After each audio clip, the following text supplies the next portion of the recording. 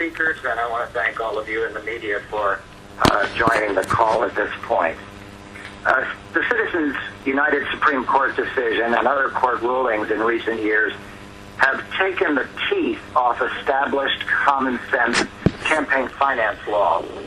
In response, Common Cause has rededicated itself to highlighting at every turn the harmful impact of self-interested corporate money in our politics.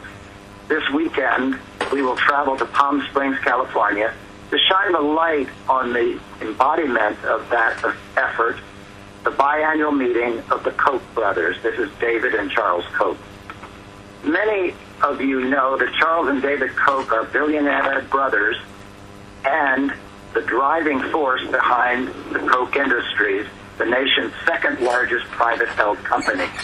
They are at the center of a hardcore conservative political network that has financed the rise of the Tea Party and is dedicated to dismantling the likes of sensible campaign finance laws that give voice to ordinary voters and undermine environmental regulations that don't benefit their business interests.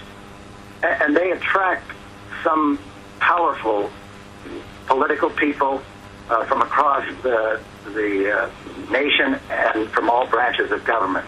Justice Clarence Thomas this week acknowledged through the court to dropping by some of their meetings.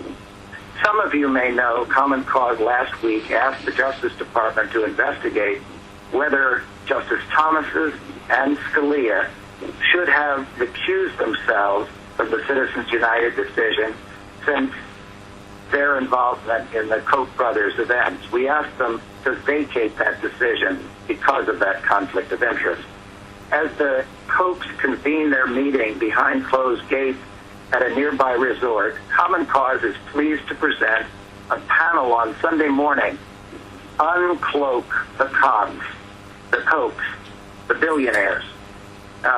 What we're trying to do is get folks to gather in a witness, a nonviolent witness that shadows what the Koch brothers are doing. The Uncloak the Kochs, the Billionaires Caucus, and its threat to our democracy is a major effort of Common Cause.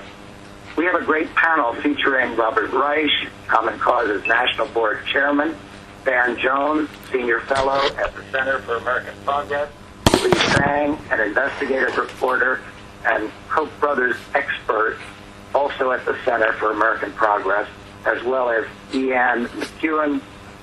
Each of them are going to say a few words.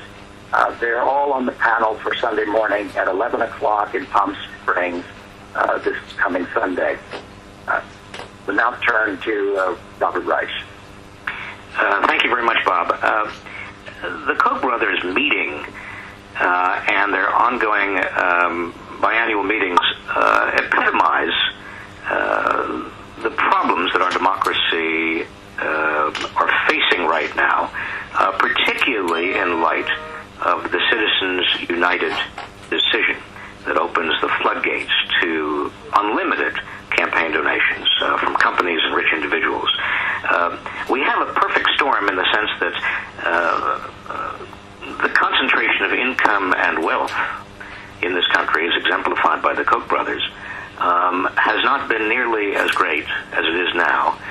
Since the 1920s, we now have billionaires, not multimillionaires, billionaires, who are entering the political fray big time. And because of Citizens United, there are no constraints any longer on what they can do and how much they can spend.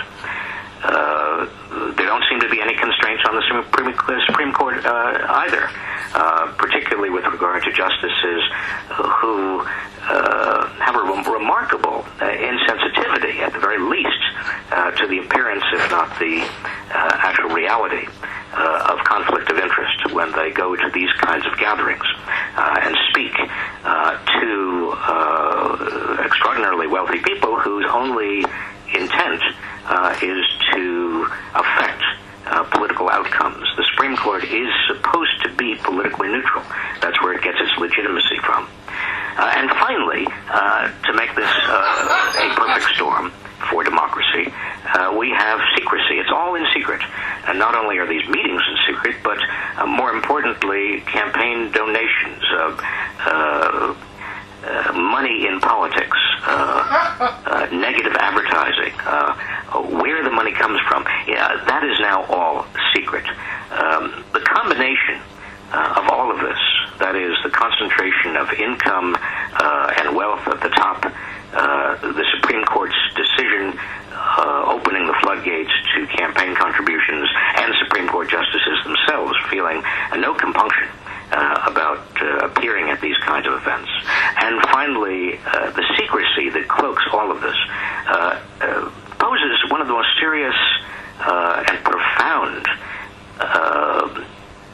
challenges to our democracy in American history.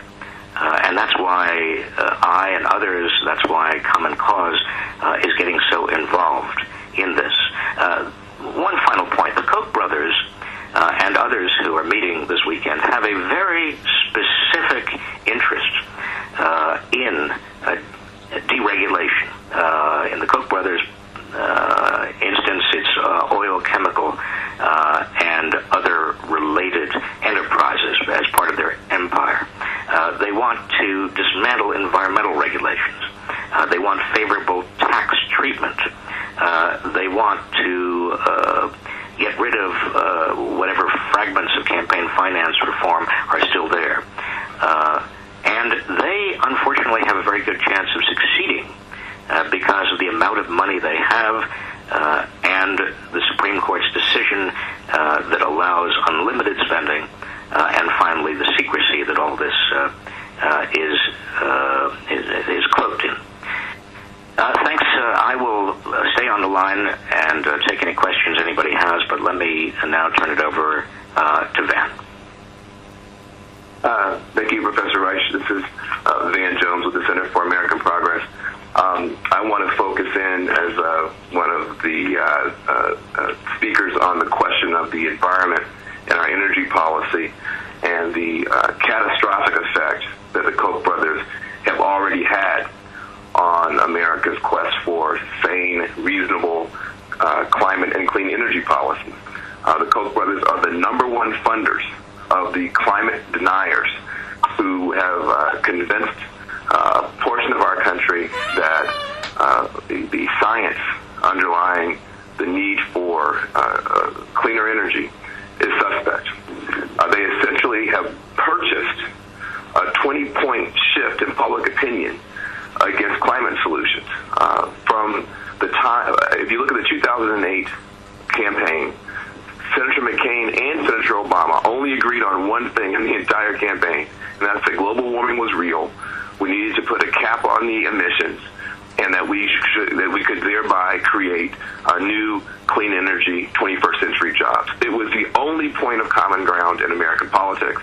It was absolutely dead center, and there was every reason to expect that we would finally do something to jumpstart clean energy.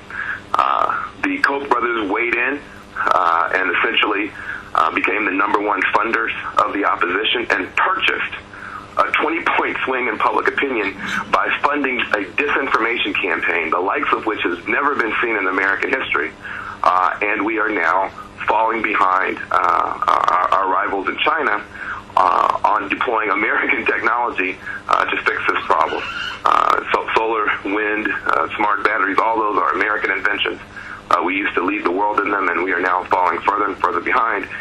We will not only have ecological problems going forward, but economic problems going forward because of the self-interested disinformation campaign that the Koch brothers funded. They are literally the King Kong and Godzilla of bad policy, trampling through our democracy. And they must be exposed, and they must be stopped. They also, for those of you in California, put $1 million on the table to support Proposition 23, which was again an outside effort to purchase a change in the law in California. California's legislature, on a bipartisan basis, had come up with clean energy policy that was accepted in the state. And rather than let democracy win, the Koch brothers engineered an attempted reversal of that law with a ballot measure, but almost entirely outside the state. And luckily the voters, having been alerted, the secrecy being ripped away, and having been alerted that this was an outside team, voted Proposition 23 down. But that is the kind of thing that has to happen and can happen if reporters like yourselves make sure that people understand that when they see these wacky claims about climate scientists being fraudulent, this is a disinformation campaign, just like the disinformation campaign that almost reversed clean energy laws in California, funded by the same source. I could go on, but I'll be quiet. I think it is very important that the media recognize that we are in an unprecedented period because the Supreme Court has unleashed King Kong and Godzilla to trample through our village democracy.